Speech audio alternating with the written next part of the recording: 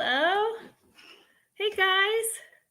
I'm here live. I want to say it's been over a week, maybe longer, maybe less, but it's just been a little crazy. Everybody got sick and I had the kids home and was totally off schedule, but I'm back and I'm trying to get life back on track. So it's been good, but I have some work to do. So I figured I'd jump on and see who's around, if anyone's around to chat while we work. I have some things to process from the thrift store that I went to about, what's it, like a week and a half ago, 2 weeks ago. And if I can, I have a couple of things I'd like to get listed as well. And then later tonight, I have to do some photography to set myself up for the week. So that's what I have on deck. But anyway, if we're new to getting to know each other, hi, hello, my name is Becky. I'm a full-time reseller of pretty much everything, with clothing being my focus. And I'm on all the major platforms, with Poshmark being my front runner. I list everything to Poshmark first, and then I cross-list to the other apps. And then I'm also a consignment seller. So in addition to selling my own things, I sell for consigners, and we share in the profits as well. So that's my business model. And I usually go through all of my consignment things that I'm intaking. I have a whole process for keeping things organized, but today I'm working on my own things. I went to the thrift store. Why did I go to the thrift store? I went to drop off some things to donate and just started poking around. I've only been to this one. I've donated to them a lot, but I haven't really shopped there. Maybe this is my second time. Yeah, I guess this was the second time. So I'm still like a newbie to how they break everything down, but I got some good things. So my process for keeping track of my inventory is I take everything and I write it down. I used to have it on a spreadsheet, but now I have it on, like, I just write myself a receipt, and then I write my receipt on my taxes. So that's what I'm just writing it, pen and paper, but I have to go through everything. And then I take what I spent and I divide it so that I can just take an average, what my items cost. So I can jump right in. And it's been 2 weeks. I took everything in from my car and then I laid it out, and then I forgot about it because the kids were sick and everything was busy. So this is kind of like Christmas 2.0. I'm excited to see what I have again and kind of like look through tags. Like, I just took everything, but I didn't really look at what brands and stuff I got. So it's new for me and for you. So I'll try to share what I got and why I got it. Let me write down where I was. Okay. And it was I want to say this was September 23. And if I remember correctly, I spent, let me think now, I spent $34. And I know I wrote that down the day I went so that I wouldn't forget it. So let's see if I got, at least, I know I got $34 worth of items, but this is LL Bean Signature, which is a decent brand, but it's linen and it has like this beachy kind of color palette, and it's straight. And I have been selling similar items. Let me see if it's linen or a linen blend. Let's see. Oh, is there no tag? Oh, there's a tag. Why is the tag on the other side? 100% linen. So guys, I'm just remembering that I'm sitting on the squeaky chair. I am so sorry. LL Bean. I've never sold LL Bean Signature before, so that'll be new for me. I feel like LL Bean is a good brand that people follow and are a bit loyal to. Striped top, and this is the size large. Let me show you this other item that is very similar that I sold. And actually, I knew I had this one in my closet, but I hadn't sold it when I went. I just sold this on October 3rd. So this is Anthropology. The brand is Jane and Delancey. Here's the top. Just, again, striped, kind of beachy vibes. This was a 3X. I got this at the Goodwill that I went to with my girlfriend, and this one sold for $51. So here's hoping this other top goes as well. I don't think that LLB and Signature has as strong of a name as Anthro, but I feel like the Anthropologie brand has gone down a little bit for everybody. Not for me. It's still doing well for me. I'll still pick it up. But this is Abercrombie. It is so cute. It's kind of like that neoprene fabric. Let's see what they say that it is. Some people call it scuba. The tag specifically says, what is this? Oh, elastane? You know, it kind of kills me that, like, I can never find the English. Like, you're Abercrombie and Fitch. You're an American brand. You should have English as the first language. I still can't find it. Oh, polyester and elastane. So, but it is that thick scuba material, which I think is really flattering on because it helps kind of hide the wrinkles and dimples and whatever. But it's just a basic nautical stripe in a medium, and it's a great brand. So that's why I got that. I used to work for Abercrombie when I was in college. Medium, blue, white, stripe dress. Okay. Next up. Oh, look what we spy. I know you can tell what that is. Okay, this I kind of slipped in there. I had it in my arms. And this thrift store, there's no bags or there's no shopping carts. And it's really small and crammed together. And I didn't think to bring a bag because I was literally just stopping to like bring some stuff. And so I had all this stuff in my hands and it was hard. When I source, I never know, like, especially at the beginning, I don't know what I'm going to get. So I kind of like grab a bunch of like maybes in addition to my definites. And then usually I'll leave them in two different spots in my cart and then I'll sort through before I go to the checkout. And I couldn't do that because I had it all in my hands, 2 arms full. Plus I had to be looking through. And at one point I brought things up to the register, which is like it was like just a desk. Like, this is so basic. I was like, can I leave things here? And she's like, sure, of course. But this got swooped in. I probably wouldn't have gotten it. It is so basic. It's very lightweight. You can almost see it's very sheer. I mean, you could see the light through it. It's Eileen Fisher though. So that's why I got it. It's just like a black basic tank. Let me just check the wash instructions. And make sure it's not dry clean only. Hand wash cold. That'll do. But I got it because it was Eileen Fisher. Now I want to say the pricing is kind of funny at this place. So I feel like she charged me $1 for that. So I think for $1, I'm fine on that. But if she charged me more, it was kind of chaotic. I wasn't really paying attention. But for $34, you'll see what I got. I know I got a good deal. So if I paid a little bit more for some things and a little bit less for other things, I'm totally A-okay. Speaking of which, I think this only cost me $3. And it's Lily in an extra large. Great price, great brand. And this, I want to say, is like a pool cover-up, but I think you could just wear this as a dress. The only reason I think it's a pool cover-up is because it has like that little zipper hardware. But look how sweet this little applique bit is on the side. So, and it's just a great classic Lily pattern. Dress, size extra large, and zipper and applique. So I write down detailed notes for myself so that when I sell it, I know what the heck I am talking about. But in this case, I might wait till next year to list this. We'll see. I feel like you could list Lily any time of year, but that way when I'm writing down my cost of goods, I'll know where to reference it. So that one, if I paid $3 for that one, this has a smell. I might have to launder this twice. What was I saying?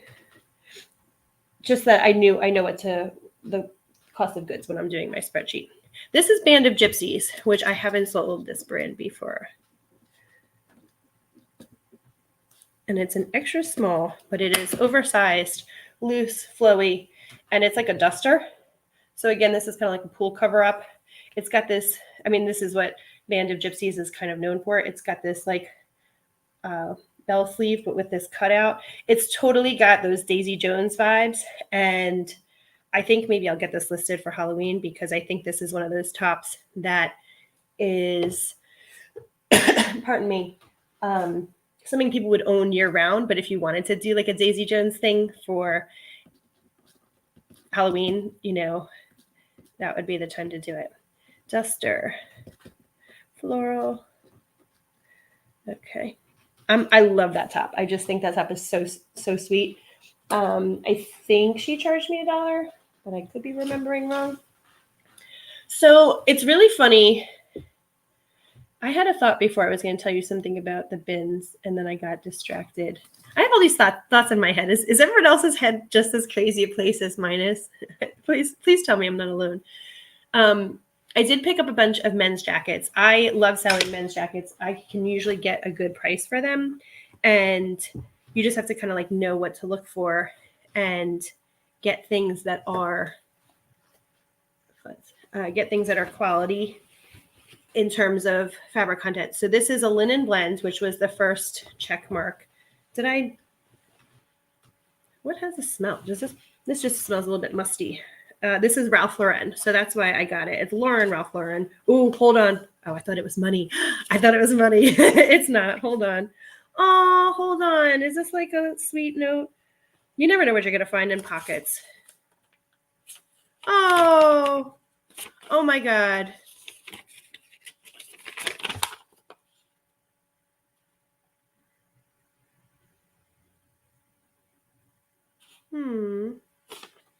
Okay.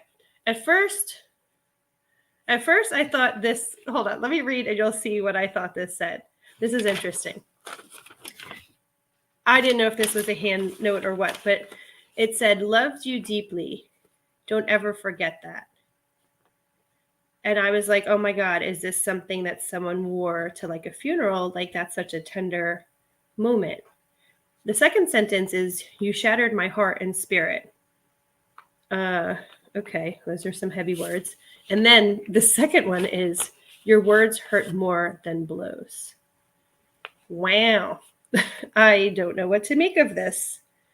This is, this jacket has like a message, but that aside, it's a size dry clean only is what it is. I don't know. So usually if you don't sell men's jackets, you can usually find all that you need to know in the pockets. And this one is telling me some of what I need to know, but not all of it. I don't know. I can't find a size. I'm going to have to measure this up, and I'll have my husband try it on and see. But it's a linen Ralph Lauren, or Ralph Lauren, if you want to say it fancy, jacket. And that was enough for me. It doesn't have a size, but it's beautiful.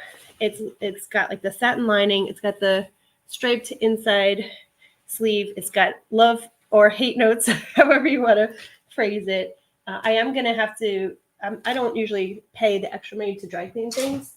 So I will have to spray that down with some of my solution. I make my own homemade solution. And let me tell you how good it works. Excuse me just 1 second. I am going to blow my nose for a moment. I'll be right back.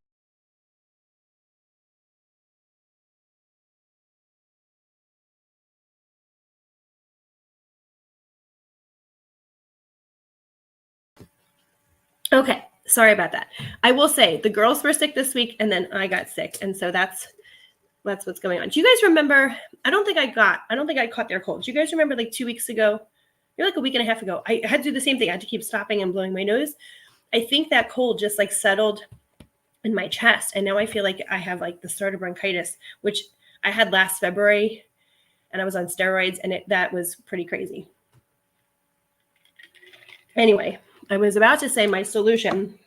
So I make up this solution of vinegar and water. Don't ask me what blend it is. I think it's like a 70-30 blend. And you can just spritz things. They say also you can use vodka, but I prefer just plain old white vinegar. Don't use like apple cider vinegar or red wine vinegar, because you will mess your things up. But it works so well for like that musty or old man smell. Case in point, I just sold, here, I'll show you what I sold. I just sold this.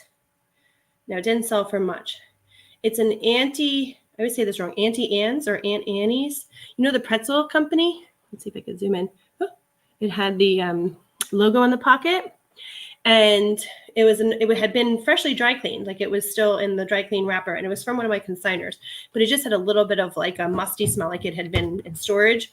And when I pulled it out off the hanger to ship it, it still had like a little bit of that odor. So I knew it was clean. It just had an odor. So I put out my spray. I spritzed it, let it sit for like an hour, finished my photography, and came back, and it still had a little bit of smell. Spritzed it again. And then when I went back the next day, it was gone. It was perfect. So I was really quite pleased with that. So that's my little hack if you ever needed to know how to get the smell out. Now, hold on a second, because I found one of these bags, and I'm going to keep it for myself, I think, but I wasn't sure what they go for. Oh, it looks like they're only $35, $10. It is a diaper bag, but I see people like using them for everything. Yeah, I guess it is a diaper bag. So I call this like the teacher bag. I feel like all like the teachers at like whenever I go like on field trips with the kids or like at the park or whatever, they all have the same bag.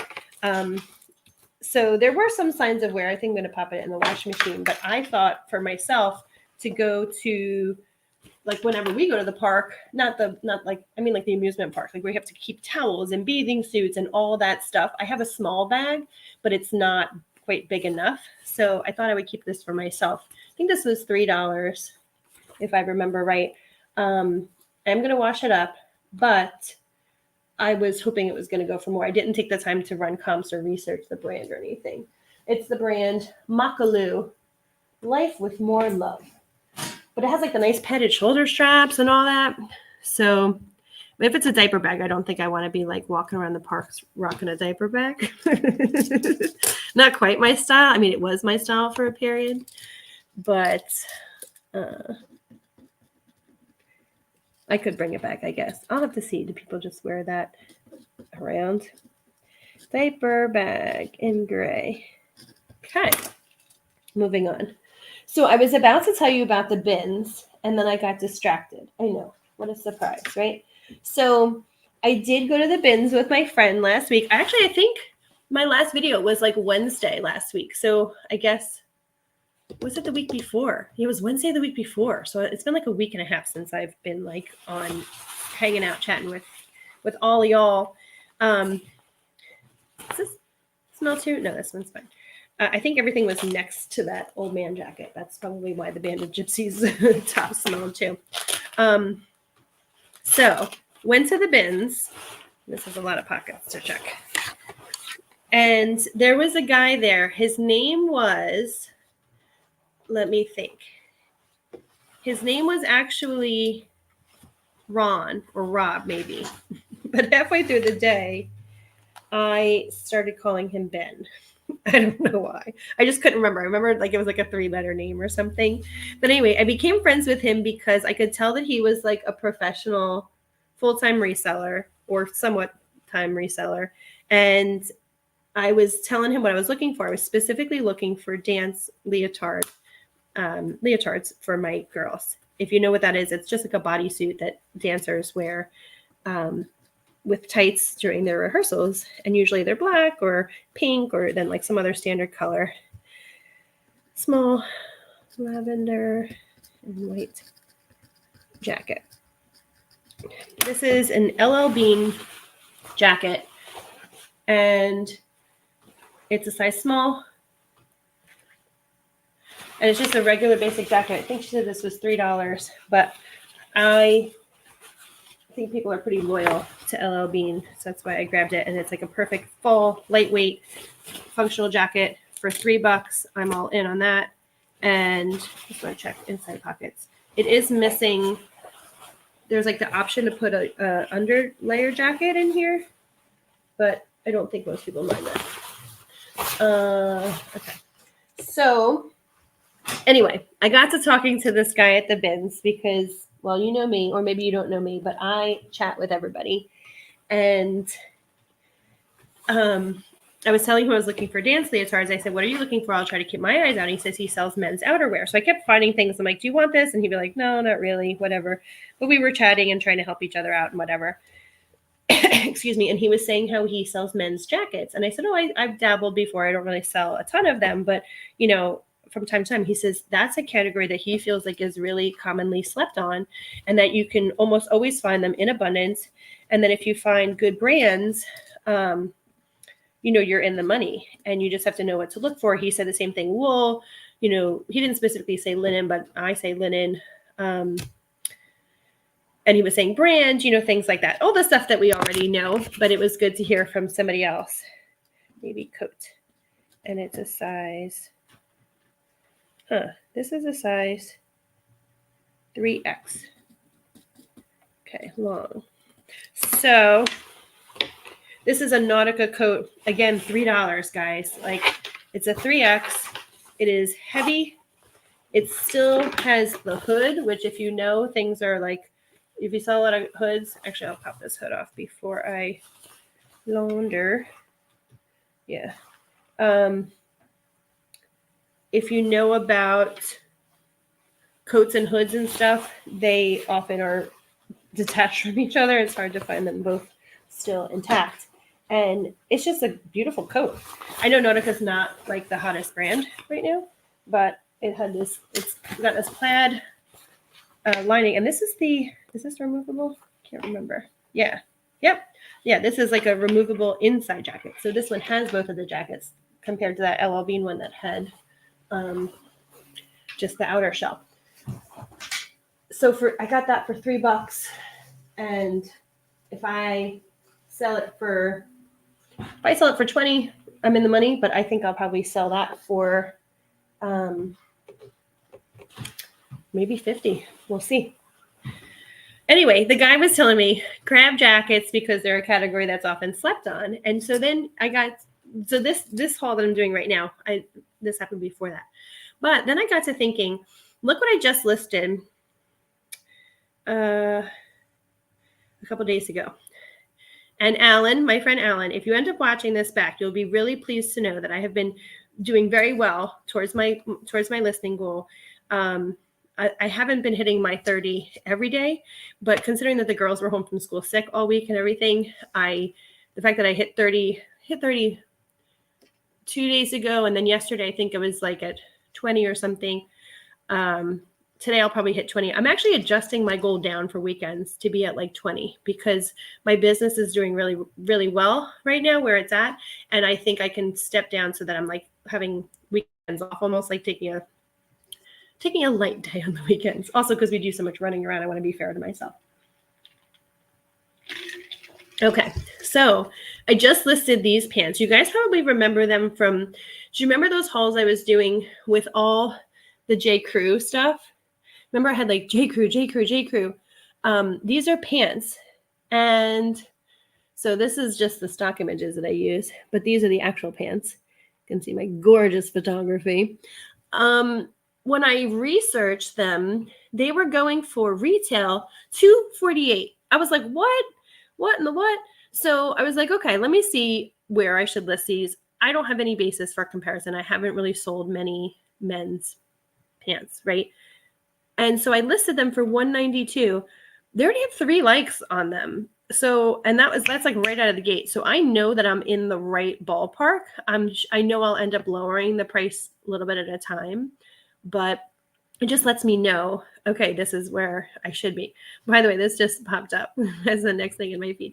Look at how cute this little guy is. So I'm selling so much Precious Moments for somebody, but is he not the cutest little boy? Oh my goodness, look at his little diaper. Look at his little boom boom. He's just the cutest little cutie patootie. I love him. He's an early Precious Moment, 1983. If you know Precious Moments, which I didn't until I started selling for one of my consignors, the early years are more valuable because they're more rare. There was like fewer of them produced when things were just starting out, and they're more like some of the classics. So I bought this for myself, but it's a scotch, and by a scotch I mean quite a scotch, too small. It's a size 2. It's 9 West. I have so many of these. I call them my city coats. I don't know why I call them that. I think somebody said that called them that on me once, and I just liked the coat. This is my the name. This is my city coat. But it's a beautiful, beautiful jacket, lightweight coat. It's just I used to wear these all the time when I used to work in an office, and gosh, I would get so many compliments. You know what? I'm gonna try this on. Hold please. I can't help myself. Actually, I don't even know if I can back my thing up because I have this other big pile of stuff here. I'll show you in a moment. Let's see if this looks great with my jeans on. Oh, yeah, see, it's a little bit small. It's a bit small. Fat guy in a little coat. Oh, but how cute is this, right? Oh my gosh, I'm not a size 2, but it's almost, so I can't button it. But what if I just wore it out, not buttoned? Oh, it's so cute. I thought it was navy, but I guess it's black. Huh. So I actually think I'll list this. I think I could list this for I don't know. I think I might even be able to list it for $90. I don't know if I could sell it for $90. I guess I could list it for whatever the heck I want. I think I will list it high because I like it so much, and then see if it sells. And then if not, maybe I'll keep it. I don't know.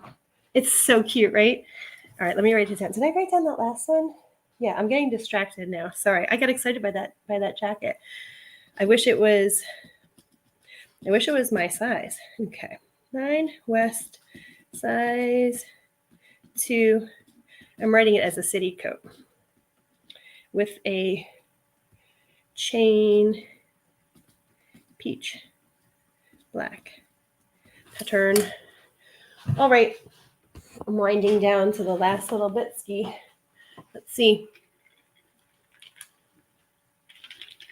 All right. Next up. This is the story of a girl. Oh, I forgot about this. Okay. This is another Abercrombie and Fitch. Small pink knit sweater. And I actually got this for my daughter because I thought it was cute. But look, I'm noticing this in the back. I don't know how I feel about this. Hold on. It's totally peekaboo in the back. So I guess if you wore this over gym clothes, because let's say you're just sitting in class and then you reach forward for something, your whole back is exposed. Huh. What? I guess I don't understand this. Am I having a regret? Am I having buyer's remorse? Why? It can't possibly sit flush enough to keep it closed. All right, I'm going to have my daughter try that on. And I'm guessing she's not going to want to keep it. But you know what? Maybe that's the way of being I want to dress a little bit scandalous, but I'm still observing school dress code to show, but not quite show. Oh, I'm going to save, I think, a good one for, oh, I'm noticing a stain. No, is that a stain? Yeah, it's a stain. All right. I still think it's a good find. So this one is Talbot's, size 10. Look what a sweet, it's got this textured pattern. What a sweet color palette and skirt. I will sell Talbot's all day. Pink pattern skirt.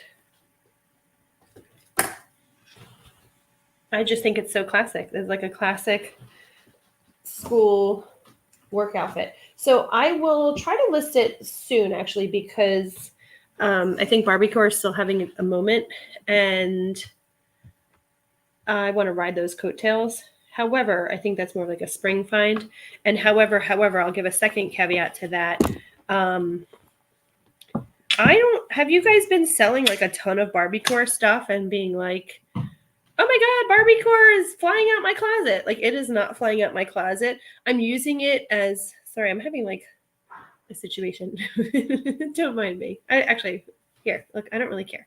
Barbiecore, I've used it as tags on my stuff, and I think it maybe is leading people to my closet, but I don't find that the stuff that I have tagged as Barbiecore is flying out of my closet. So in terms of all the keywords that I've used, I don't think it's one of the best ones.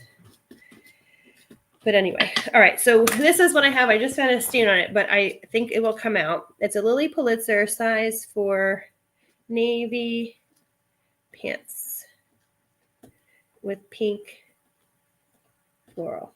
That narrows it down. I feel like every Lily Pulitzer has got some level of floral. But aren't these cute? Like they're definitely loud and busy, but they're Lily. And I feel like they're probably not going to go as well as the dresses and the blouses. I have sold two pairs of Lily Pulitzer pants before. One of them was a pair of green pants that I found, I'll show you, at the bins of all places. And you know why they were probably there. They had a bad stain on them, and I was able to get the stain out. So crazy pants, but these sold for $30. And then this is the other pair of pants that I sold. These were just like leggings. You could tell this was like early days because I had that like wood background.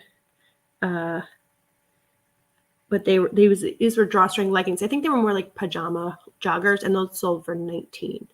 So anyhow, we'll see how these guys go once I get the stain out. So that is my little bitty haul. That's what I got.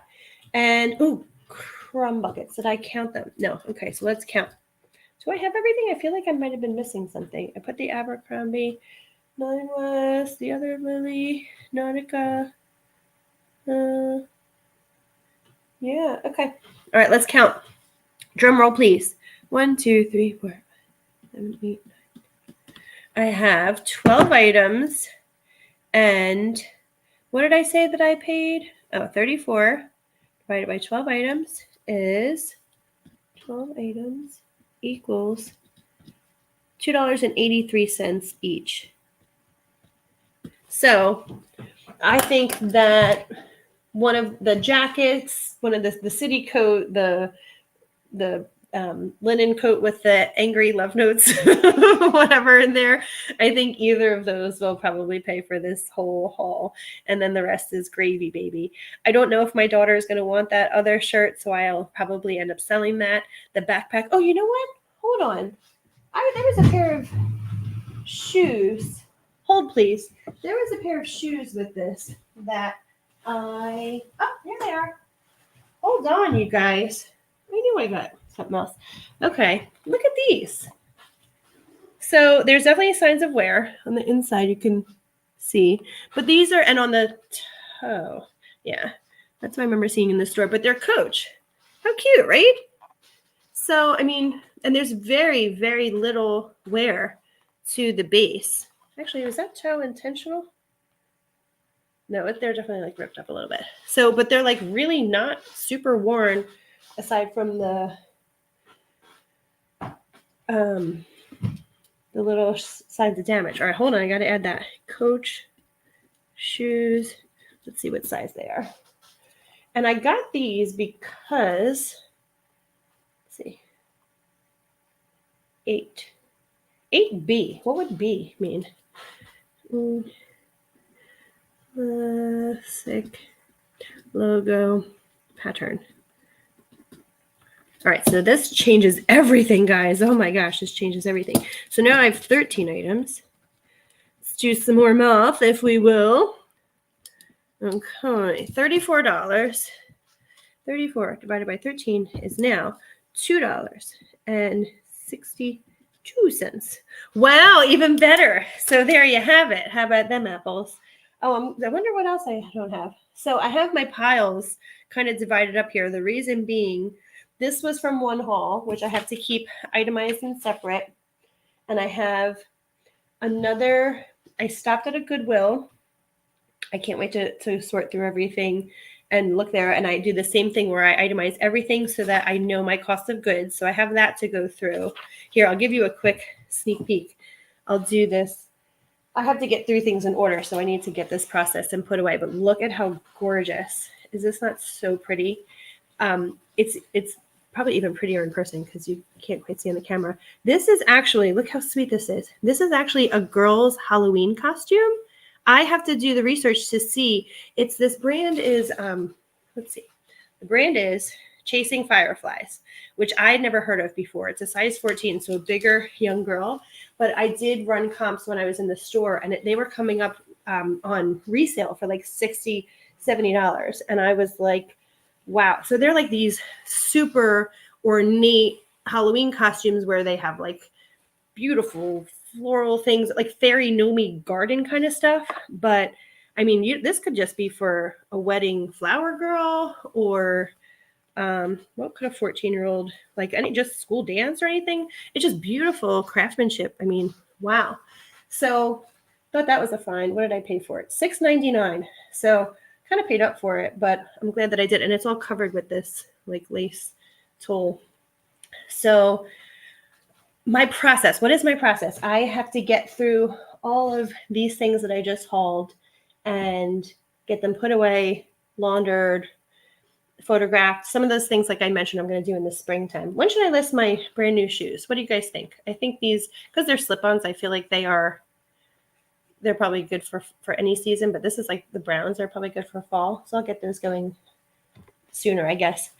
And then once I have that, so like in the next 2 days, then I'll go through this and I'll do the same thing with my receipt. I'll get all organized. And then, do you guys remember I told you I was going to the bins with my friend? It was for her birthday. This was like what she wanted to do for her birthday. And I'm so glad that we went.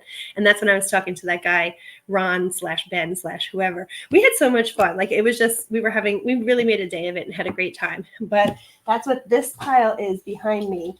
And oh my gosh. Well, it's on the bottom. I'll show you at some other day. But I got myself a Halloween costume that I just think is the cutest little thing. And let me see if you can see where my hand goes up to. Like it's right here. And that's all stacked out on the couch. On the floor, excuse me. So there's a lot that's there. And I actually am using this. I'm like dangling it as the carrot in front of my eyes because I really want to get what's in that pile listed. But first I have to do this. Second, I have to do that. And then I'm going to jump into this. So that's my plan for this week. And I'm excited because I know I have some real gems in there that I want to get to. So because I'm a consignment seller, I have to balance what I'm selling for my consigners with what I'm selling for myself. And then also keeping my consigners in order. I try to do first in, first out because it's only fair, right? I shouldn't just, if things keep coming into my business, I shouldn't just keep listing what's coming in newest and having those other people waiting. But I also kind of triage things based on season. So if somebody brings me things now and they're bathing suits and bikinis, because I have enough to be listing for everybody, I will put those things to the side. Not that they're not going to sell now, but they have the strongest likelihood to sell and to sell for more, in my experience, during in season for them. So I take everything in, itemize everything, and then I triage them in order of like getting things out in the season. And so I have a bunch of Halloween to still list. If you want to see, I just got a couple Halloween things up. I'll do a little show and tell Halloween. So this is what I listed this week. Oh, I have to fix this. See, I'm glad we're doing this because I have the wrong lead photo. Here we go. Oh, go back. So some of this was mine, and then some of this was for my consigners. There we go. Okay. So that Aurora dress was mine. That's a dance costume for someone. Look at these cool ones. This is for one of my consigners. It's like the full costume flapper. And that one is for the lady. And then this is the gentleman, gangsta. I have more dance costumes, a go-go skirt. Look how cute this one is. This one, I have it listed for $60. It's a Winnie the Pooh honey pot, and that's been doing well. And then boxing gloves, like just a whole bunch of stuff. Shimmer and shine costume, Cinderella. That's like an Elsa. That's Anna, Elsa. Shirts, masks, the whole nine. So I have been getting up my Halloween stuff, hot and heavy. Let's go. And this is what sold last week. Little, what is that? I don't know Star Wars well enough, but that sold for $37. Actually, it might have sold for more because it sold on Mercari. So I'm getting Halloween out the door, and that's like Halloween/fall. Anything orange, if there's orange that's in my inventory, it is going. It's getting listed and it's going. So that's how I'm working that. And tonight I'm having a photo marathon. After I'll jump off in a little bit, and I need to get my photos done. I'll have dinner, and then I will finish up my listings for the day. So, oh, Alan, I was just talking about you a couple minutes ago. Hi, Becky. Good to see you back. Hope you've been keeping the 30 a day up. Oh, I was just saying, I actually just said a couple minutes ago, I was like, Alan, if you're watching this, I've actually been so good. And I've gotten either I've gotten my whole 30 up, or I've gotten very close to it. The girls, they caught a bad cold and they were home every single day this week. I had the kids home with me and I was playing nurse to them. So my normal schedule is in the morning, I like to have like a nice relaxed morning. So I kind of start my listings and I start kind of getting my stores going, letting like the algorithm know I'm listing. So I start my listings early, and then I'll get my packages shipped before the mail carrier comes. And then I will get photos done so that I have more to list. And ideally, I want to have like a huge photo bank done and then be able to list whenever. But I did that. Good girl. Score one for me. And then I used them all up. So my plan worked well, but it worked too well. So I think I might need to rejigger my schedule to have like a photo day, like maybe like Mondays would be my photo day, and I'll still get my 30 up for Mondays, but then I need to spend extra hours getting my photography done for the week or something. So I need to noodle on that. It's funny, Alan, because since my girls have been back at school, I had planned to be like, okay, it's September, it's back on school schedule. I'm taking back my schedule. I'm going to be totally on track doing things the way I like to be doing them, on my terms, not mommy run me here. Can we do this with this one? We're going out for lunch, whatever. And then they have not had a full week of school yet, between holidays, the murderer being on the loose, sick days, another holiday. Like they haven't been at school for a full week. So I'm really hopeful that tomorrow we're kicking off a strong week. I'm finally feeling better, even though I still sound yucky. I was a little bit sluggish and behind for a few days there myself too. But I'm actually really proud of myself because I have been pushing through and working and getting my numbers, even though I've been feeling unwell. So that's the long answer. But thank you for holding me to it, Alan. I love that. And actually, I've revised my numbers to only be 20 on weekends. So, and how many do I have up today? Let's see. Have I been a good girl this morning? It feels like I listed 1 million, but I think I only have like 5 up today. Let's think. 1, 2, 3, 4. Naughty. So I have some work to do to get through the rest of the day. But I'm back to that point where I've used up, I think I maybe have like 3 more photos. So I've used up almost all my photos. So I have to get back on my photography. I have to tell you, the photographing part is so like relaxing for me. I listen to a lot of books on tape. I put on a book and I have my whole stations and everything, and I just blast right through. I could do that like all day long if I had like unlimited time. It's just so relaxing for me. And then by the end of it, I have like a really nice sense of peace because I've taken a pile of things that I have laid out, and the pile is then diminished and then it's put away, and I just feel really good about it. That's if I could do that all day. So it's not like I'm putting it off. It's like I never seem to have the time to just carve out a full photo session. But Alan says, we just had 10 days of the annual fair. Oh, wait, so what is that like? Is it with rides and stuff? Annual fair. And is it for your town, or is it like for your area? Like, tell me more. I love fairs, but though, like the food and all that stuff. Oh, it was expensive. Yeah, I can imagine. There's actually one that comes to my local area that's not so bad. We do like, you buy like a bracelet and then you could do all the rides. Sorry, my phone's ringing. But the food's pretty reasonable, but there's one that's like a couple towns over that everything seems like it's crazy expensive. Were you with like your extended family? Did kids and everybody come? Did your wife come? Is she mobile and out and about and stuff?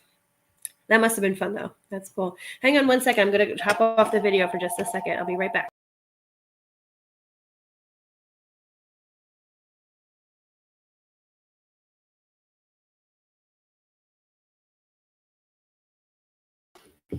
I'm back. Sorry.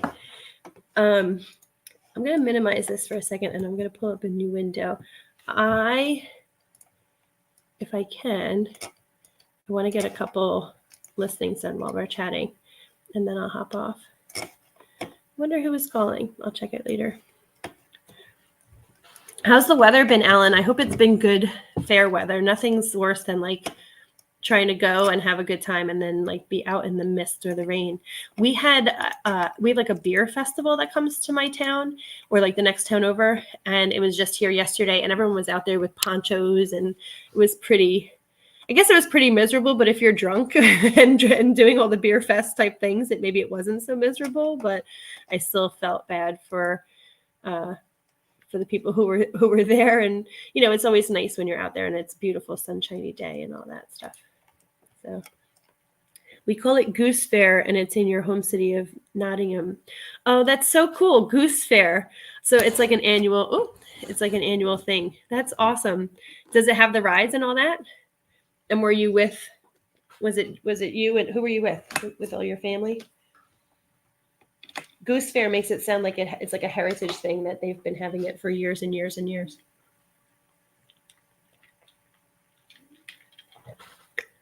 Why didn't I let you know?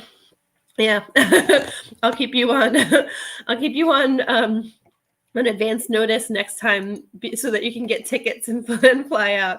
It's actually a really cool festival. I mean, they have food trucks and stuff, but it's 92% drinking. So it's really, they're all about beers. But I tried some cool stuff, like some different brands and different varieties than I would have normally had in years past. And it turned me on to some different things. So I will say that I think it's not just about drinking. If you're a beer aficionado or just someone who appreciates beer or who is curious about beer, I think it's a good opportunity to like get turned on to some different things. They also have do I remember right? There was a section, maybe it was kind of, I don't know if it was intentional or not, but there was like a side section. Like, so it's just like a big parking lot with all these different tents from the different breweries and craft brewers. I live in a very, like an artsy kind of area, and there's a lot of craft, everything, a lot of painters and artists and artisans, and it's a cool area to live in, but there's a lot of microbreweries and stuff like that. And so there was one little nook that had, I want to say, like different kind of things, like hard ciders. There was someone had mead, like old-timey mead, which had I had mead before? No, I had never tried mead before that. So like a honey wine or honey beer kind of thing. And what else was a little bit different? You know, everyone had like their own craft things, and sours. I think sours are on their way out, but sours were having a moment. So everyone had like their try this sour and all that kind of stuff. And of course, you know, it's in October, so you have to have your pumpkin ales and pumpkin varieties and that stuff.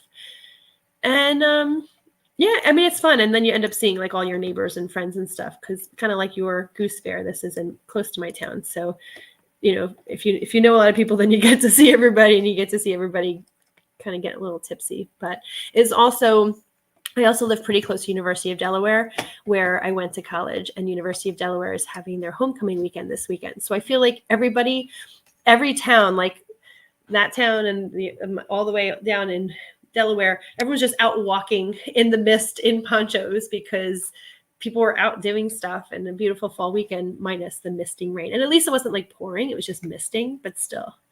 I guess it could have been worse. If you're drunk, either at a homecoming tailgate or at a brew fest, a little alcohol makes it all makes it all better. Your wife is disabled and needs a wheelchair. That must be hard. Yeah, it's very hard for her to get around, so she stayed home.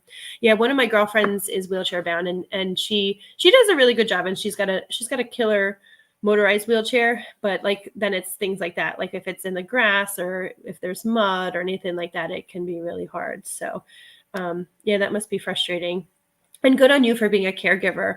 Like, I know how hard that is too. But at least you were able to get out and enjoy it, right? Your great grandkids went and really enjoyed themselves. Oh, went to and really enjoyed themselves on all the rides. Oh, see, that's good.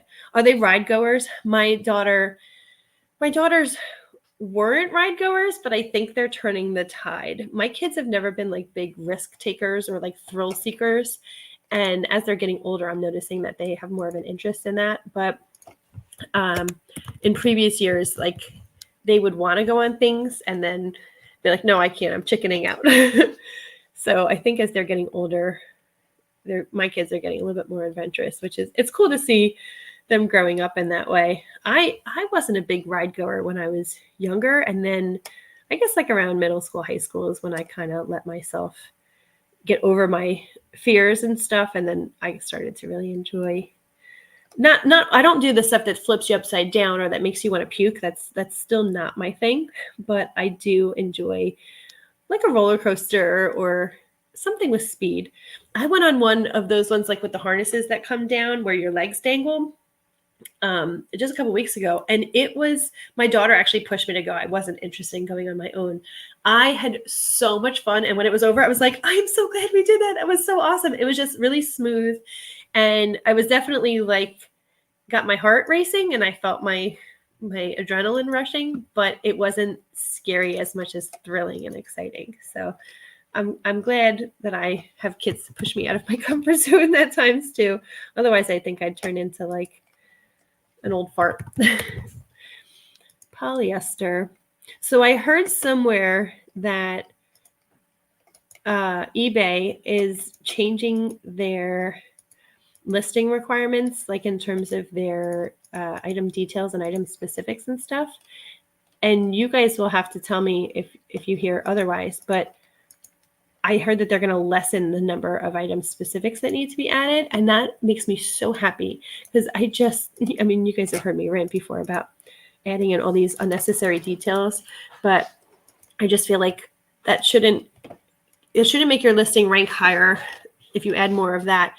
I've seen people with listings that are like jacket or coat, like they have one word in the description of the listing, but then they fill out the other fields. Whereas my listings are very detailed, including flaws and whatever. And then my item specifics are where I get frustrated. That's what I'm working on now.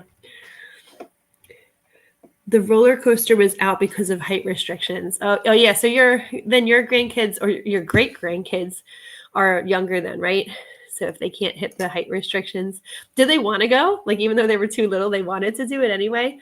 I give them credit. My kids were never, when they were that age, at least, they were never quite that thrill seeking. Again, they're not like adventurous, or at least at that age, they weren't super adventurous. They're branching out now. Oh, word count, display word count. I have a listing that is too long, and Mercari's not happy about it. Come on, Mercari. So you guys have heard this before, but I have such like a love-hate relationship with Mercari because every once in a while I'll sell things there, and like maybe I have, I don't know, an average of 5 Mercari sales a week. Some weeks 1. Actually, that's probably about 5. And then some weeks like more, but things when they sell for a decent value. So like I feel like people are willing to pay up, and maybe they're not making offers so much on Mercari, like negotiating and lowballs and all that stuff. So I still list there, but I also feel like some of the way that they do things is a little bit clunky compared to Posh and compared to eBay. Actually, I think they're probably a step up ahead of eBay. I have to say, as much as I love eBay, some of the things that they do are still so antiquated. It's surprising to me. eBay just messaged me. Speaking of which. Oh, other. Okay. So I don't have like a goal necessarily for how many I cross list a day, but I do try to get like, I don't know, 5 to 10 cross listed a day. And I feel like that kind of feeds the other beast. Oh, I think eBay have started it as I've listed some items and there have been less descriptions. Oh, less descriptions on the listing. Okay, so I'm glad you said that, Alan. So you list directly to eBay, right? Whereas I, on the other hand, I list directly to Poshmark and then I cross list to eBay. So what that means for me, I use the cross listing platform. So I very rarely actually go into eBay and see all the fields that they're asking me for. most of the fields are required on my cross-listing platform, but it's not the same user interface. So I don't see things the same way. So what you're saying is that when you actually pull up the listing to enter things in, right on the eBay screen, it's fewer fields, fewer boxes that come up. If I'm understanding you right, that is really, I'm so happy to hear that. First of all, that's like really exciting to hear.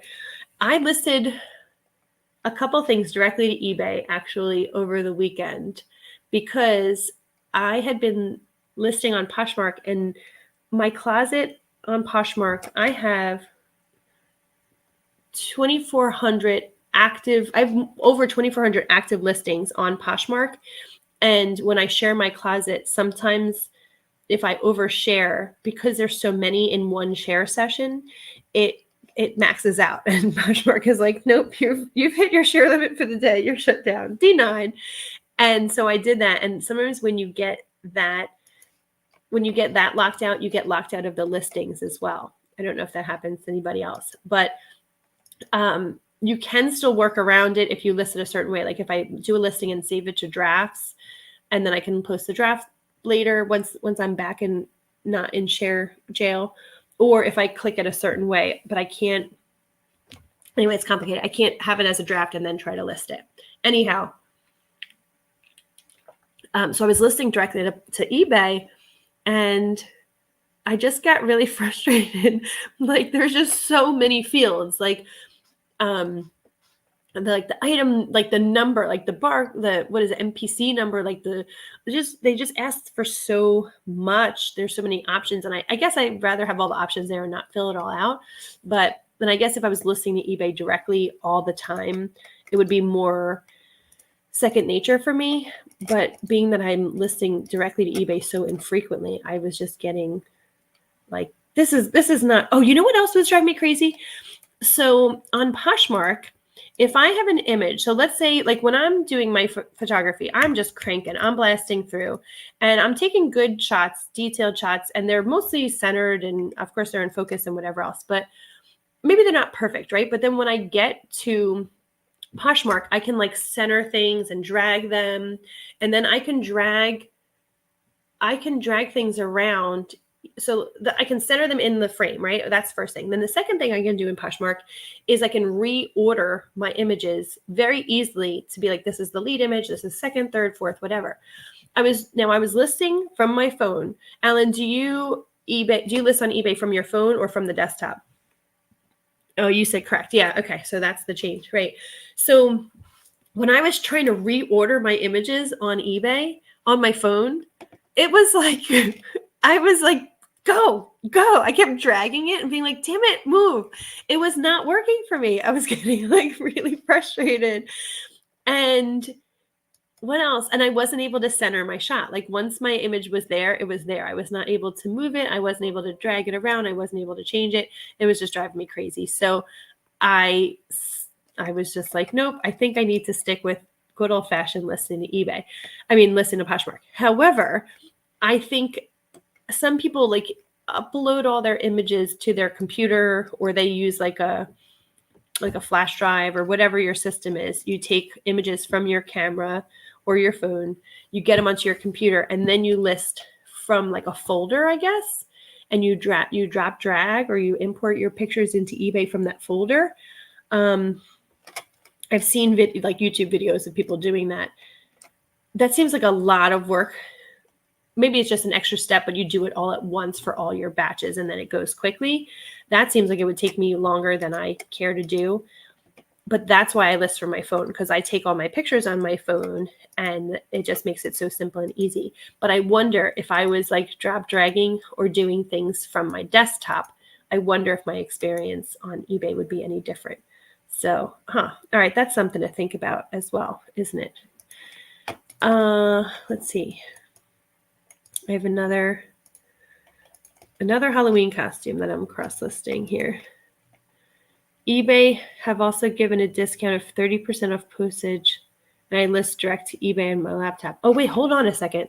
So, all right. So 2 questions for you, Alan. One, if you list direct to eBay from your laptop, how do you get your pictures from, are you taking them on a camera or you take them on your phone? So that's question one. Because I mean, maybe your way is, I'm a student of life, so I'm not implying that my way is the best way. Maybe your way is more efficient for me and I should give it a consideration. So that's first thing. How do you get the pictures from wherever to your laptop?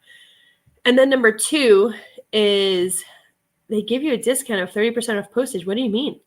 Is that when you like, so when I sell on eBay, I do use eBay postage, eBay shipping, and there is a discount. I don't know if it's 30% for me or not in the US, but I do, yes. So I ship sometimes with pirate ship, but most of the time, I would say 90% of the time I ship on eBay through the eBay shipping. And it does give me that discount, which is awesome. So yeah, I mean, I'm selling on eBay. I just don't start my listings there. I list them on Poshmark, and then whatever they get when they get crossed over. And so I've kind of rationalized this in my brain. I know that my listings on eBay are not the best because all the fields are not filled out. They're not starting on eBay, and it's not as comprehensive as it could be. But I'm able to get up more quicker and without as much like fussing. So I've kind of resigned myself to be like, good is better than perfect, and it's up and it's there and it's accessible, which is better than me getting frustrated and angry at the app because it seems so clunky to me, whereas Poshmark seems so simple. But maybe I need to adjust my thinking. You guys have to school me and convince me if there's a different or a better way to be doing it. I'm definitely open to suggestion. I would love to, Alan, do you sell on Poshmark at all? I would love to know, I would love to have somebody who's listed for like a full week straight on eBay and listed for a full week straight on Poshmark, and to say, yes, this one's easier for this reason and this one's easier for that reason, etc. Like that would be an interesting experiment, in my opinion. There was something I was going to ask you about eBay. Oh, so I've been having all this trouble. Forgot to add for 10 days on your phone. Okay. Yeah, so it starts out on your phone. And then I guess you download them or transfer them. Yeah. When I am doing what did I just say? I had forgotten. I was thinking about, the shipping. So I can't remember if I mentioned this before, but I had eBay. I had, what was it? The old shipping thing? What was it called? The Global Shipping Program, the GSP, right? And then I switched over to eBay International Shipping, or I got invited to switch over, or I think I requested to be invited, and then I was like approved or accepted or whatever. Okay, fine. Pardon me. So I thought I was in the cool club, and then I found out that like I kind of wasn't, because I wasn't making any international sales. Yes, I have mentioned this before, because one of you guys asked if I ship to the UK, and I said I would like to, but I'm unfortunately not. The UK buyers have to want my stuff first, but I found out they have to actually see my stuff first to be able to want it, right? So I called eBay, and they said that I had to take all of my things out of the global shipping program and just change it to basic domestic US shipping. And then the eBay international shipping would automatically take over and would automatically be applied to my listings. Okay. So I did that. However, in order to do that, it had me asking about all of my package weights and sizes and stuff. And I'm like, well, good golly, I'm not going to go back and redo all of my weights and sizes to adjust it down. I had to change my shipping policy, right, for each thing. So I was like, well, this is really frustrating. So I did it, and I just took it off for all of them. And then I tried as best I could to put clothing back in. I think I put all clothing in at like a pound or 15 ounces or something. And then, so some things are going to weigh lighter and some things are going to weigh heavier, but like as like an average. And then I took anything that was like hard goods or otherwise. I tried to do those individually, things that were heavy or bulky. And then anything that was like medium mail, I tried to do separately. So I was like, oh my God, this is so frustrating. can't eBay just ever make things simple? Like the fact that eBay you create these shipping policies and there's so many different options and so many ways to do it. Poshmark is just like, you pay one flat shipping and it goes out and it's whatever. And sometimes it's more, sometimes it's less, but it's always the same and it's always free and it's always paid by the buyer unless you pay for it, unless you give it a discount, right? Or you pay for it full out.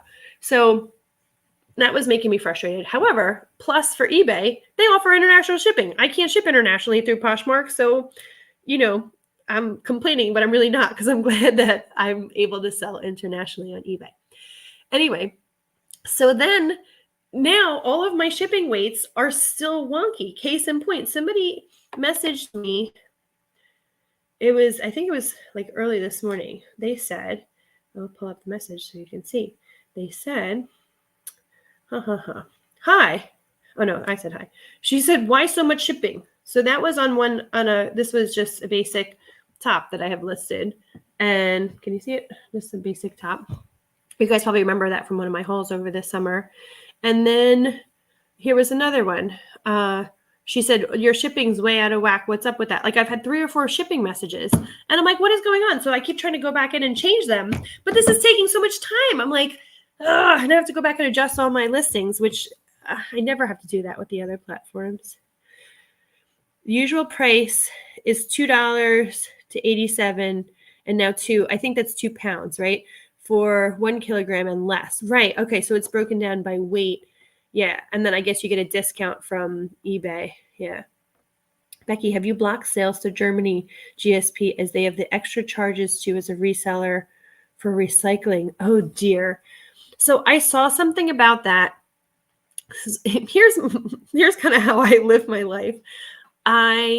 What is the expression? I act now and ask questions later or something. Sometimes I'm like, I wait for all the lights to be green and then I have like analysis paralysis where I'm like, nothing happens. So I've tried to just be like, you know what, be willing to take a risk. If I get my wrist slapped or if I have to make accommodations after the fact, at least I'm putting myself out there. So I think I saw something about Germany and I was like, I will just go forward and I'll deal with this later. However, perhaps there's more that I need to know. So should I be not selling to Germany because there's extra charges? And I guess I have to pay the charges, right? So why? What's up with Germany? What do I need to know? Alan, please school me. Oh, wise one. And I'm going to make myself feel better and say, Becky, it's okay that you didn't know this. Alan knows this because he lives closer to Germany than you do, and perhaps sends things to Germany more frequently than you do, so don't feel so bad. Oh, this is the story. You too can be a reseller of things because you don't need all the information to be able to be successful. Oh, dear.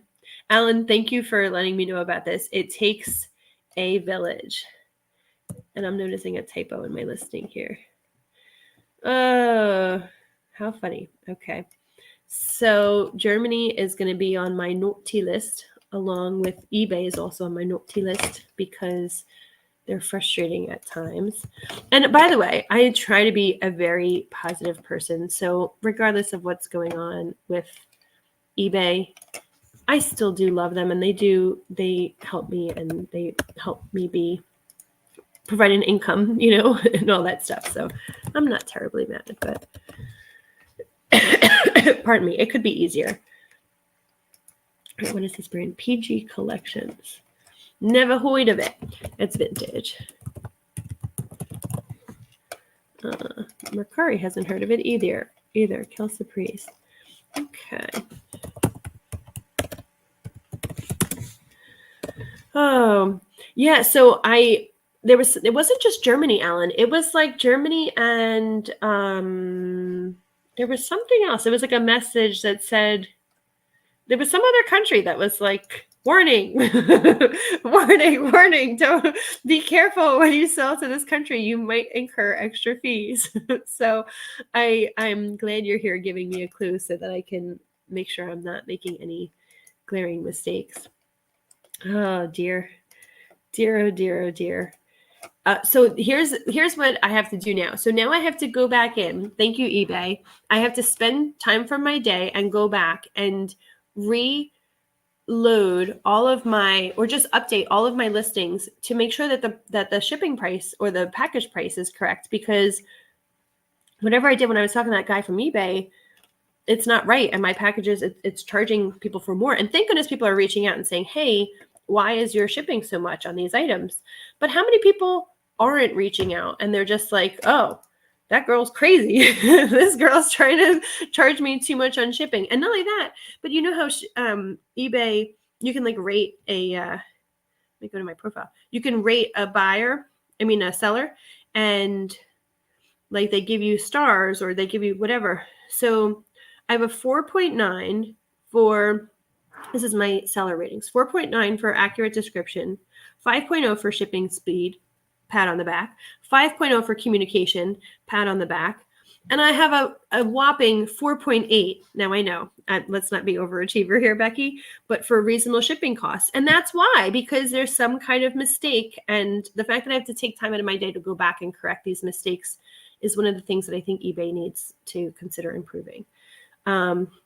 Speaking of which, I have great seller feedback. Smooth transaction, great communication, and fast, affordable delivery. See, affordable delivery. I recommend this 5-star seller. Oh, thank you. Great blouse, better than described. So that makes me feel good about myself. Although I'm getting nasty grams that's like, why is your shipping so high? Not a nasty gram, but you know. Anyway, Alan, I'm going to now have to go back and revise all of my things for the package weight, but also for Germany. Dang it, Germany. Yes, you will get charged unless you pay a yearly charge. What in the world? And you have registered with the government. Oh, good golly. I've not heard of any other country doing this. Yeah, I mean, come on. I have to register with the German government? Wow. No packages will enter. They must be very like militant about their import-export. Okay, so now I have to go in. Let me think about this. This is why eBay is so crazy to work with. So now I have to go in and create yet a new shipping policy that says, no, I guess I have to alter my international shipping policy to do all countries except Germany. So again, I'm not too mad because I think it's amazing that eBay gives me the opportunity to sell internationally, and good on me, and wowie, that is really incredible for my business. However, it is hard, it is challenging, it's difficult, and it's frustrating. Okay, here's my other gripe. Alan, I hope you'll appreciate this story. And this is an ongoing story, an ongoing saga of what I'm working with eBay at present. So remember how I just started this whole rant about how I updated all of my listings to go from the GSP to the EIS, eBay International Shipping, right? I made that change. I had to change all of my packages. I had to change all of my weights, my sizes, all that stuff, make them domestic so that I could then sell international. Okay, I did it. I had my first international sale in a long time. So this was my first international sale since the GSP switched over. Because remember, that's how I noticed. I was like, why am I not getting international sales, right? So I sold this order. It went to Mexico. Fine, everything was great. She wants to return the item. Fine, I don't mind. I approved the return. But eBay said, I have to pay for a return shipping label. And I said, I'm sorry, that's not how I understand it to be. If I'm not mistaken, eBay International Shipping, you guys cover it. So I even pulled this up, and it says, eBay International Shipping, blah, blah, blah, your listing will show up for buyers worldwide, blah, blah, blah. Returns through eBay International Shipping, accepted within 30 days, check. eBay handles on your behalf, check. And then it said, yeah, okay. And so there you go. Like, right? Doesn't that mean that eBay handles the shipping, or am I misunderstanding that? That eBay will then return it or handle the return shipping. So eBay wasn't providing the label, and they were jerking me around. They said the international shipping program only communicates via email, so I can't even get somebody on their phone or through the automated message. So I was emailing. And in the span of emailing back and forth and waiting for them, which every time they send you an email, they say, you may respond in 24 to 48 hours. 24 to 48 hours, this woman's waiting for her return shipping label. And so I even said, I don't want the buyer waiting. I don't want them waiting. They said, thank you for being such a good, conscientious eBay seller. I'm like, gosh, guys, make it easy on me here. Anyway, very long story short, she opened up a case against me. She actually asked me, should I open up a case? I said, sure, I'm okay with that. Maybe that'll help speed things along, whatever. And we were communicating this whole time. And then it just got noticed eBay decided in her favor. I'm like, well, I decided in her favor too. I said return it. However, now the case is closed and I'm out my $50 shipping to Mexico, and I didn't get the product back. So I'm out my item. And I haven't made any money on this sale. So now to quote my daughter, I'm pissed. one of her stuffed animals talks with an accent. I'm pissed, she says. So I'm really pissed off at eBay, and I have a bone to pick. I'm going to try to call them later on tonight. I feel like for some reason, the people who work at eBay, I'm in the US Eastern Standard Time. People who work in like the late shift, I have the better results with them. So I'm going to call them later tonight and give them a piece of my mind. Actually, I'm going to try to be really sweet with them, but I'm frustrated about this international shipping shenanigans. So anyway, that's my rant. All right. Now I have to also take off Germany. Ay. That's some crazy stuff that they have to be registered with their government. I mean, come on now. That's cray. Ellen says we will get charged if they open a case of INR. Oh, okay. Well, but all right. So I think that this needs to be more. Maybe I just have to open up like the page on eBay and like read all the terms a little bit better, because I was under the impression that anytime you sell with eBay International Shipping, no matter the reason for the return, that eBay helps facilitate the return back. And so perhaps I'm not understanding it correctly as the changeover from global shipping program to the eBay International Shipping program, but I need to know, I'm happy to be selling internationally. I just want to abide by their crazy rules. I just don't know what the heck their rules are and why this. Oh, that was the other thing. They were like, well, you just tell the buyer to go to the post office and buy shipping label and send it back. And I was like, well, how do I know that they're not going to buy like $150 shipping label back? And they're like, well, they won't do that. I'm like, how do you know? Anyhow. Oh, Patrick, hi. Why, yes. Hello, panel and chat. Stopping in to say hello and light up that thumbs up. Thank you for the thumbs up, Patrick. I appreciate that. How are you? Do you know Alan? Do you guys know each other? I feel like you've been both on the chats together. Speaking of which, Patrick, if you want to jump on, I'm probably going to be on for like another 20 minutes or so. If you want to join me on video, I'm on StreamYard if you want to jump in with me. If not, I'm not offended. Alan, I would invite you too, but I know that you're like the man behind the curtain and that, that you don't usually come on video, but you're welcome to be live if you want. I like chatting with people. Not that I mind reading the text or anything, but in case you haven't noticed, I'm chatty. I already have on eBay. Oh, come on, eBay. I like chatting live. I feel like you can understand people better than what's in the chat. So here's eBay. I'm trying to cross list something that I don't have listed on eBay, but because my subject line is the same, it's saying I can't list it. Come on, eBay, please. You ever see the movie Jerry Maguire where he's like, help me, help you, Jerry? eBay, help me, help you. We both want to make money here. Help me, help you. Patrick just got home from the Renaissance Fair. Oh my gosh. Yeah, total rain check. I mean, whenever I've been coming on through StreamYard in case people are around to chat live. So next time you come on, just say, hey, I'm here to chat or to actually like talk. But otherwise, thanks for coming into the chat. And thanks again for the thumbs up. Alan just got back from his fair, but his fair wasn't a Renaissance fair, right, Alan? It was Goose Fair. I guess it's fair season. Can I just tell you, I knew what you meant, Alan. Item not as described. I knew what you meant. IND. Item not as described. The Renaissance Fair, I think I would absolutely lose my mind at the Renaissance Fair. I've never been, and I think it would be like the funnest fun ever. I need to go. I absolutely need to go. Patrick, where do you live? Again, I don't think I remember where you are, if you ever said it. I wonder if your Renaissance Fair is close that I could go. Or is it over? Was today the last day? Did you dress up? Were you wearing something? List item. Okay, I'm cross listing as we chat.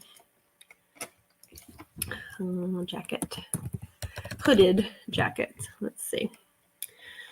I think if I went to the Renaissance Fair, I would dress up like a fairy princess, and I would have a wand and wings and like some kind of chiffony tulle situation. Oh, Alan, I have news to share. Let me see. Should I wait until George is around too? No, I'll share with you, and it'll be like our little secret until we talk to George. Only 3 times going since only 3 times since the 90s in Cincinnati. Oh, my husband was just in. Oh no, he was near. I think he was in like Cleveland, maybe. I don't remember where he was. He just got back from a trip, but I'm sure not close. I would love to go. There's one so I'm in Pennsylvania. So like there's one that's, although I think they travel, so maybe it's like the same one, but there's one that comes. I just don't know when it'll be here. So Alan, I am doing my local community's British style pantomime again this year. I'm so excited. We're doing, what is it called? It's called A Princess, a Pea, and the Planet Zog, which should be very interesting. And I'm the princess. So I guess she doesn't really start out as a princess. She starts out as like a peasant girl, whatever. But I'm the one with the pea. I'm the pea girl. I think I'm on top of 20 mattresses. Oh, you know what? This is just dawning on me. I hope they don't actually have me in a scene on top of 20 mattresses. Although I'm sure they would do it somehow safe and whatever else. But that'll be interesting, won't it? Oh, I'm so excited. So we just got our parts and we just did our read through for the first time. So we like heard the script for the first time. So it was actually like, as we were reading it through, I was like, oh, because my character's name is Lucy. I'm like, oh, that's me. Oh, that's me. I get the pea under my mattress. So it's exciting. And I love doing the pantos. It's cool to have something that's been such a big part of English heritage that's, here in the US and that people here get to enjoy too. They don't quite understand like all the gender role reversals and the like the over the top British humor and the dame is played by a guy and drag with the crazy hair and all that stuff. But they get it, and all the crowd participation with like, he's behind you, all that stuff. But I just lose my mind. I have so much fun with it. So I'm excited. It's Panto season. We're starting now, and we'll be rehearsing all the way through with our performance in January. I'll let you know the next time the Brewfest comes. Alan, you can fly in and come join me for the Brewfest, or you can come and watch our little local Panto.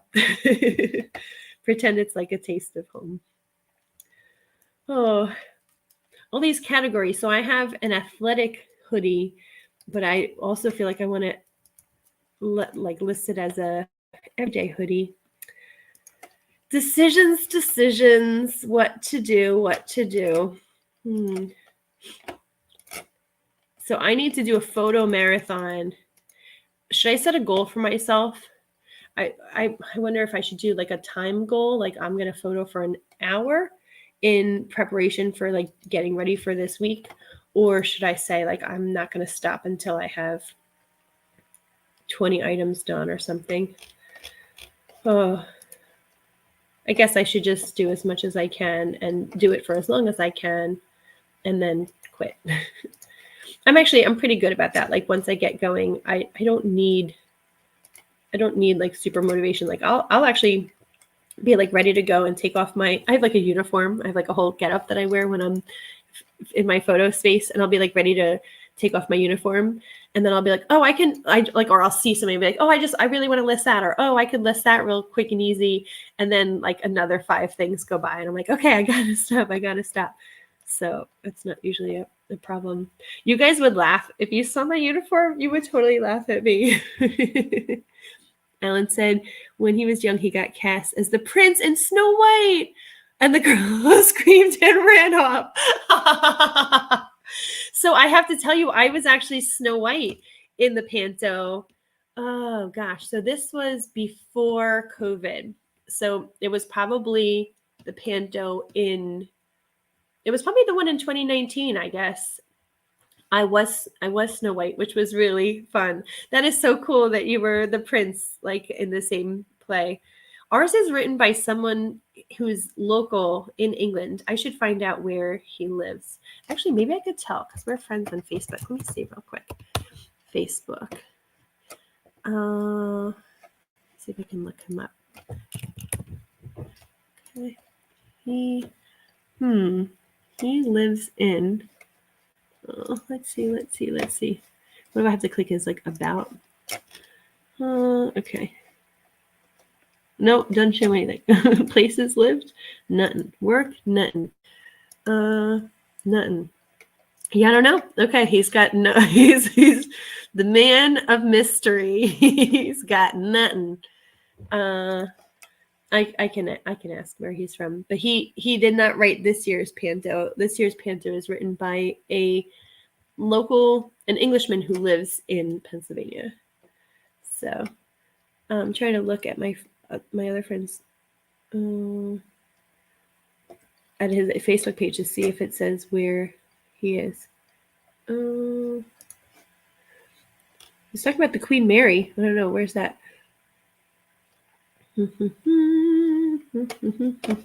Didn't say. Oh well. Okay. Get off Facebook. It will suck you in. Set that goal, Alan. I love that. Okay. So yeah, but which should my goal be? Should my goal be a time goal or should it be a number goal? I think maybe I'll have it be a number goal. And I think if I can photograph 20 tonight, I will feel really good. Actually, I think I only have like 3 or 4 in my photo bank, and I have to get like 16 up from today. So yeah, I guess that's okay. If I set like a 20 goal and get my other listings, and then maybe I can pop down and do some more after. That's a good idea. So my photography getup is I have a lanyard. So to your earlier point, Alan, when I photograph with my cell phone, and it's so easy for me because I have a lanyard that my phone clips into that I can just take pictures and then I let it go and it dangles from my neck so that I'm always have the phone on me. The only thing that's frustrating is sometimes it gets like looped around and I'll be like taking accidental pictures of the floor, or sometimes when I pick up my phone again, it'll slide from photo to video or something like that.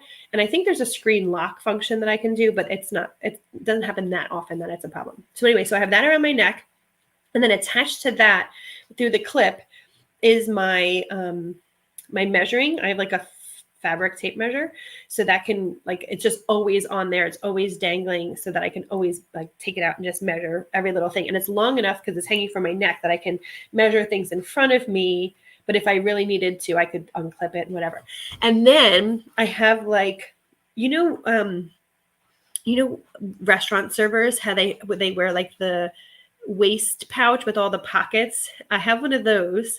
So I tie that around me, and it has pockets with, for my pen, I keep a regular firm ruler in there, and I have like a pointing stick, and I keep that in there. And then tied to that on a string, I have my scissors, which they're like little small scissors for threads. And the reason I have that on a string is that I use it so frequently that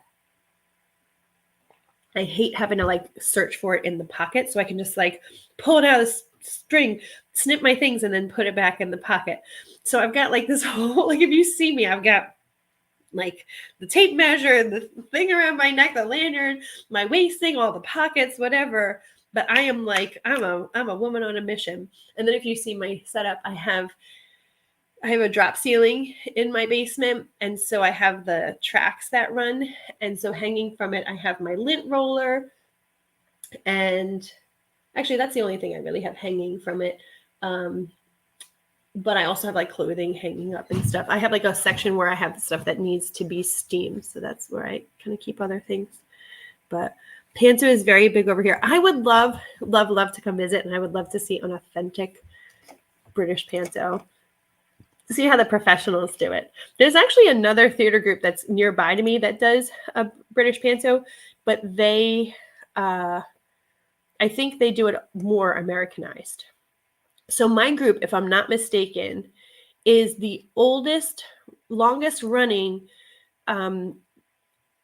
American Panto done in the British style in the entire United States.